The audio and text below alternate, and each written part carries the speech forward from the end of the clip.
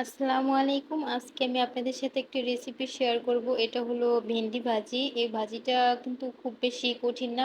আমরা কম বেশি সবাই পারি। তো আজকে আমি ভেন্ডি ভাজি রেসিপিটা দেখাবো। মানে ভেন্ডিটা সবুজ রেখে ভাজিটা কিভাবে করবেন। আর অনেকে বলে ভেন্ডি ভাজি লুট হয়ে যায়, মানে বিজল বিজল হয়ে যায়। তো এভাবে ঝরঝরা রেখে এবং ভেন্ডি সবুজ রেখে কিভাবে করবেন সেটাই দেখাবো। প্রথমে আমি ভেন্ডিগুলোকে ধুয়ে তারপরে আমি কেটেছি। অবশ্যই এটা আগে ধুবেন তারপরে কাটবেন। তো এইভাবে করে কেটে নিয়েছি। আগার মাথা এইভাবে করে ফালাই দিয়ে তারপরে এইভাবে করে কেটে নিয়েছি। আপনারা আপনাদের পছন্দ মতো কাটতে পারেন। তারপরে একটা প্যানে আমি পর্যাপ্ত পরিমাণে তেল দিয়ে দিলাম। আর দিয়ে দেবো পেঁয়াজ কুচি এবং 2টা কাঁচামরিচ আমি ফালি করে নিয়েছি। আপনারা আপনাদের পছন্দ অনুযায়ী আরও কাঁচামরিচ বাড়িয়েও দিতে পারেন। তো আমি, আমার মেয়ে যেহেতু আছে ছোট বাচ্চা, তাই আমি ঝালটা কম দেই। তো তারপর আমি পেঁয়াজটা হালকা কিছুক্ষণ একটু ভেজে নিব। বেশি ভাজবো না, হালকা একটু সফট করে নিব। এরপরে দিয়ে দিলাম সামান্য একটু হলুদ গুঁড়া। এটা অপশনাল, কেউ না চাইলে না দিতে পারেন। তো দিলে সুন্দর একটা কালার আসে, সেজন্য আমি দিয়েছি। তারপরে তেলের সাথে একটু কিছুক্ষণ হলুদটাকে ভেজে তারপরে দিয়ে দেবো কেটে রাখা ভেন্ডিগুলো।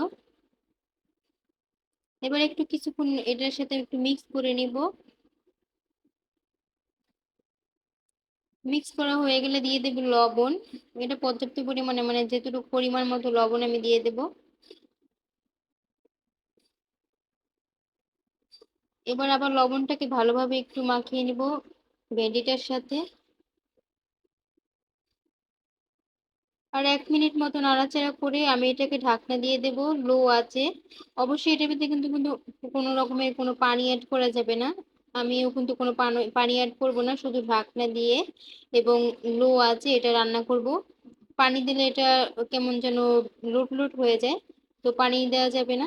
আমি দেখুন ঢাকনাটা আবার খুলে নিয়েছি। এই পর্যায়ে কিন্তু মনে হচ্ছে কি এটা লুট, কিন্তু যখন এক পর্যায়ে ভাজতে ভাজতে এটা কিন্তু সুন্দর সিদ্ধ হয়ে যাবে এবং ঝরঝরা থাকবে।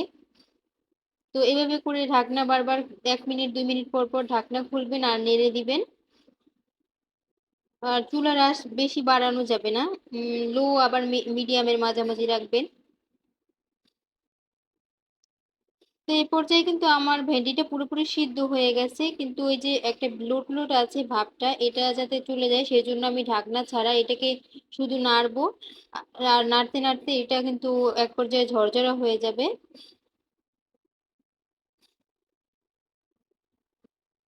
তো দেখুন এর মাঝে কিন্তু আমার ভেন্ডিটা হয়ে গেছে। আমার ভিডিওটা যদি ভালো লাগে অবশ্যই আমার চ্যানেলটা সাবস্ক্রাইব করবেন আর লাইক কমেন্ট করে আমাকে সাপোর্ট করবেন।